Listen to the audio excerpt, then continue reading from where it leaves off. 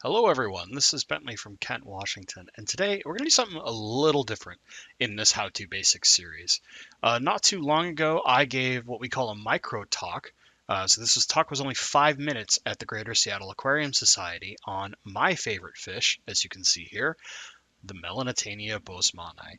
Now this is a little inaccurate. My favorite fish is usually kind of a broad statement in our club, but this is my favorite fish in regards to rainbows because this is the fish that got me into rainbows.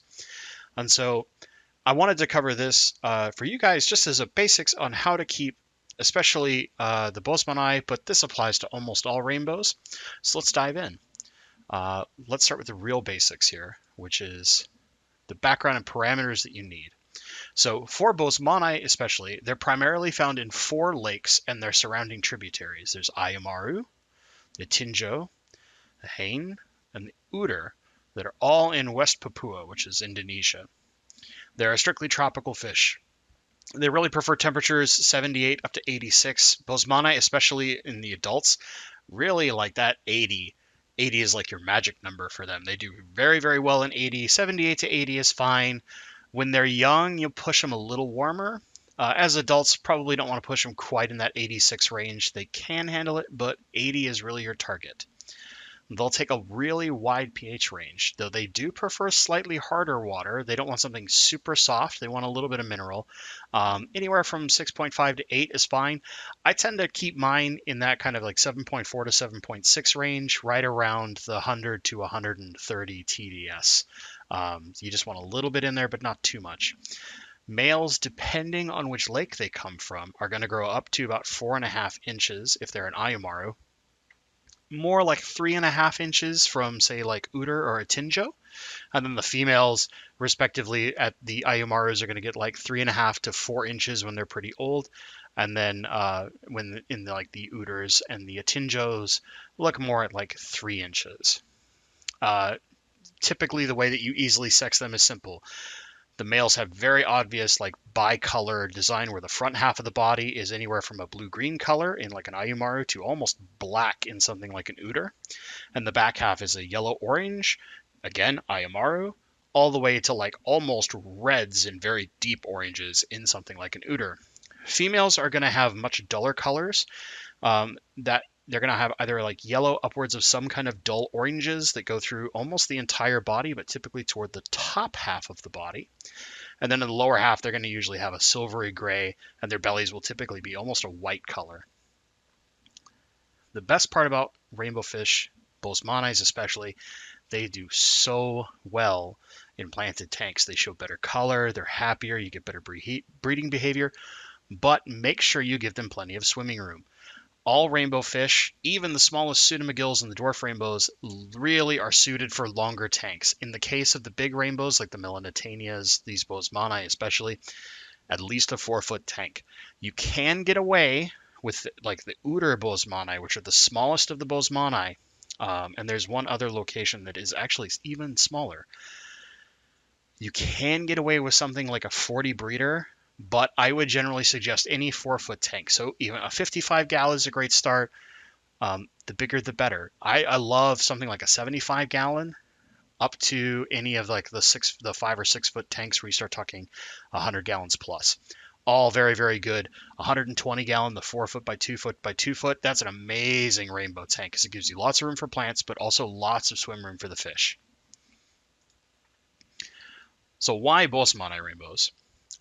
Despite their size, they're a perfectly peaceful schooling community fish. They are a little boisterous when it comes to eating, and they're pretty social. So they're not going to hide from you, especially if you give them lots of room up front. Their colors can change at will.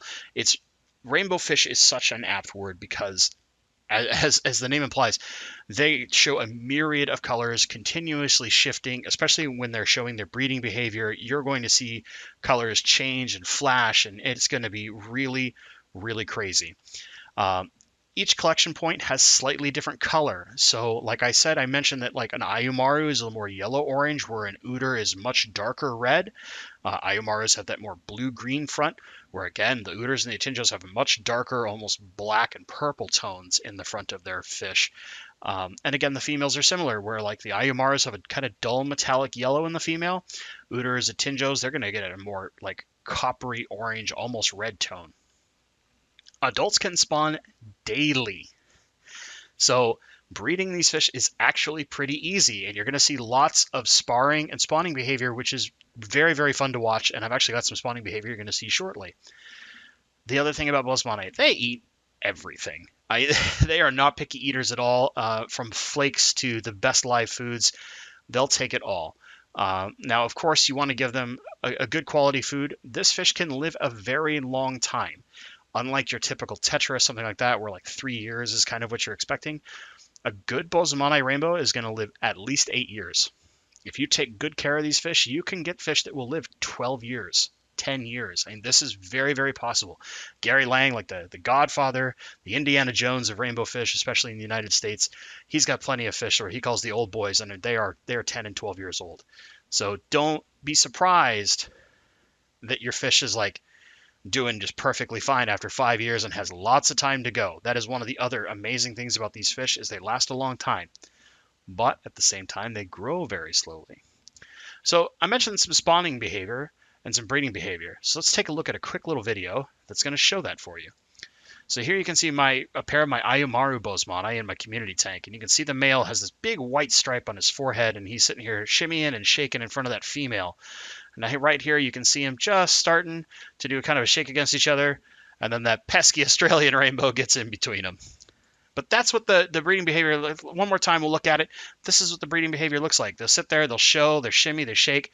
The fish will get cheek to cheek and shake against each other, and that's usually when the female's going to release eggs, the male will release his milt, unless of course some pesky other guy gets in their way and prevents that from happening. So once you've done that, how do you breed them properly? There's some real basics here. The suggested ratio is typically 1 male per 2 females. However, pairs are perfectly fine. I would say an ideal group is something like 2 males with 3 females. As far as your tank size, at least a 20-gallon tank. If you're only doing like a pair, 20 gallons is fine, especially with the Ayumarus, which get quite a bit bigger than the Atinjos or Uters. You might want to do something like a 40 breeder just to give them that more room. I know I said long-term you want to keep them in a longer tank. For breeding purposes, if you have a small group, you can keep them in smaller tanks. But if you're going to try and do, say, 10, 12 fish, because they are a schooler, they love having at least 8 fish. 6 is fine, but really 8, 10, 12, they're going to do much, much better like that. That's where you start wanting those. You really do need that big tank because they're going to get big. They're going to take up room. When you're breeding, please never mix the species. So even though you have 2 Boesemani, let's say I have an Ayumaru male and an Atinjo female, don't crossbreed them. Please, please, please.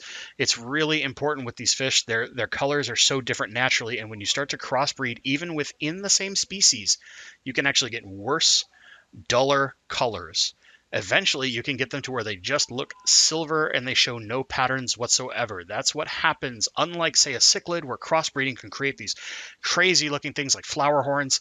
That doesn't happen with rainbows. When you crossbreed them, they look worse. They get less color, they get duller, they get more boring. So don't. I don't know how many times I could say this. Don't mix your species when you're breeding. And this also means, like, if you're trying to breed your Boesemanis, you have all the same kind of Boesemani. Don't also have turquoise rainbows in the tank. Have only the group that you're going to breed. That way you don't have any contamination on your eggs. The easiest way to condition them for spawning: high quality foods, live brine, frozen bloodworms, rapashi, all that kind of good stuff. New Life Spectrum pellets, any of your good high quality foods. Rainbows are not really picky, but if you want to get the best yields as far as eggs are concerned and most likely breeding behavior, give them some good frozen food or good live food. It's going to happen. Use your spawning mops. If you've never made a spawning mop before, there's plenty of awesome tutorials. Typically, I would say 40 to 50 wraps around a book is about the density you're shooting for. You can do more, but sometimes that gets too dense and they'll have trouble actually getting eggs into the mop, and they're more likely to then pick the eggs and eat them later. There's kind of two schools of thought when it comes to removing eggs. You can either remove them every day shortly after they've bred, or you can leave a mop in a tank for up to a week. Sometimes people will leave them up to 2 weeks.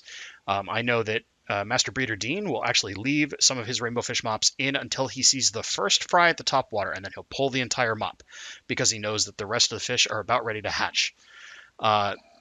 Like as I said, they're daily spawners, so you can continually breed a group of fish. You could literally put a mop in, pull eggs the next day, and just keep doing it and doing it and doing it and doing it.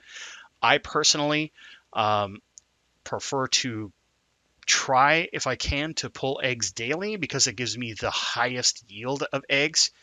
But if I feel fairly safe that my group is not going to eat eggs out of the mop, I will leave that mop in there for a week. Then I'll pull it at the end of the week and move from there. So how do we hatch and raise fry? First off, you definitely have to remove the eggs and or fry from the parent tank. The adults are going to eat them. Rainbows just really, like most egg scatterers, do not care about their young. There's kind of two methodologies here. You can either pre-use a cycled tank or you can use trays. So what does this mean? Let's say you pull that mop out, you've left it in for a week, and you put it straight into a tank and just let it hatch. That's what I mean by the cycled tank method. The tray method is a little different. This would be where you would pick the eggs off of the mop, and they are surprisingly tough despite how tiny that a rainbow fish egg is. So don't be too afraid to go and actually pick the eggs. It takes a little time, yes, but it's worth it. Then what you would do is take fresh dechlorinated water. Typically, I would say get a couple gallons of water and aerate them for a day or so beforehand instead of using dechlorinator. Dechlorinator can harden the exterior of an egg and make it hard for babies to hatch. Now, if you're not worried about having absolutely the best possible yields, it's perfectly fine to dechlorinate your water and then put it in. And I would get like a small, I use these little plastic trays for plants that I can also use for fish, and you can just float them in the tank so that they get to temperature. Now, if you have a heated room where you keep your fish, just setting them on a table in that heated room so that they maintain temperature is perfect. You really want almost no water movement. So if you're going to aerate any of these trays, have it to barely any air. You should barely see the water move. And then if you can, you want that to be about 82 to 83 degrees. This is your ideal temp. At least 80 is preferred, but I would really shoot for that, like 82, 83. Your eggs are going to take anywhere between 7 and 14 days to hatch. So if a fish laid 30 eggs on Saturday, all 30 of those eggs can take a different time to hatch. So you could have 5 that hatch on day 7, another 2 on day 8, 10 on day 9, and so on and so forth. They all, even though they're from the same spawn, they got fertilized at the same time, they will hatch at different rates. So part of that can be problematic in that you need to, your first foods, because rainbow fish are so tiny when they hatch, have to be very, very small. We're talking on the like 5 to 50 micron size. So good examples would be golden pearls, ceramicron. Typically after a week, you can use super micro foods like vinegar eels and microworms. In some cases, you can use vinegar eels right away. These are really great foods for that first like 2 weeks while you're waiting for all the eggs to hatch. And then once everybody has gotten to, say, like the last fish is at least a week old, sometimes 2 weeks is really what you want to wait for, then you really should move to hatching live baby brine shrimp. And let me explain why I say here you need to use live baby brine shrimp. I'm really not kidding. If you can't hatch live baby brine, you probably don't want to try to raise baby rainbows. They really need that high protein, high nutrition diet. They take a long time, but also this is like one of the best foods you can give them. Now you can still mix in your golden pearls, your flake. Eventually when they get bigger, you can crush up flake. You can use things like Daphnia or Cyclops as they start getting to more juvenile sizes. But live baby brine shrimp really is the best go-to. Mix in a little bit of something like ceramicron. You want to feed these fish anywhere between, I would say, if you can, 3 times a day. or if you're doing super light feedings, you're very, very controlled, you could feed them more. I like the 2 to 3 times a day mark. It's a little easier to manage, and just, don't overfeed. Keep your water clean. This is a really big thing because you're not moving that water a lot. You need to water change, and when you water change, you want to water change at the as close to the exact temperature as you can. I personally have a digital temp gauge, and I sit and I play with my water until I get it within half a degree of the tank before I start putting fresh water into a tank. As far as like when you can expect them to start showing color, rainbow fish grow very slow. Typically, it takes about 5 to 6 months. And by this time, you're going to get to like an inch and a half fish. They can spawn at that age. So they might not even like really show full color, and they're already ready to start making the next generation. So this is why rainbows can be very easy to breed, because they continuously breed. They're pretty simple overall, and they spawn pretty early, but at the same time, it does take a long time to grow them out. You're really looking at like a year to get true full adult color, especially with Boesemani. Boesemani are one of the slowest growing rainbows out there. So don't be surprised if it's 6 months in and they're still mostly a silver fish, except for the couple of guys that are the most dominant who have grown the most. Anyway, guys, I hope that helps give you the basics. Rainbows are super easy to keep. They're really the only thing that is kind of limiting you is if you only have small tanks. It's really hard to keep rainbows, except for, say, like dwarf neons. But as far as Boesemani are concerned, pretty tough. Getting very, very good Boesemani, something like the Uters, good Atinjos, can be a little tougher if you don't have a good local club member that breeds them, or if you don't have contacts to some of the online folks. Your Gary Langs, your Lucas Bretts, myself eventually, as some of my fish finish growing up, and then I can move on to breeding those fish. But it's one of those things where these are, I guess I would say, like, once you get used to having rainbows and watching them interact and seeing all the color they show, it's really hard to not love them. I mean, rainbows are an incredible, incredible fish. So much color, so much personality. They're totally not shy. They have a really awesome breeding and sparring behavior, and raising their babies is an absolute joy because you can continuously be getting eggs, and it's both kind of a mixture of a challenge because the first few weeks are very difficult. Because you've got these teeny tiny babies that only live in the first like quarter inch of water typically, and you have to be really still and really careful and feed them very lightly with specialty foods. But then once you get past like that first 2 weeks, they're tough little fish. They start growing very fast. They're voracious little appetites. They're very active little swimmers, and they're super, super fun because once you first start seeing those colors come in, you see that early color coming into those young ones.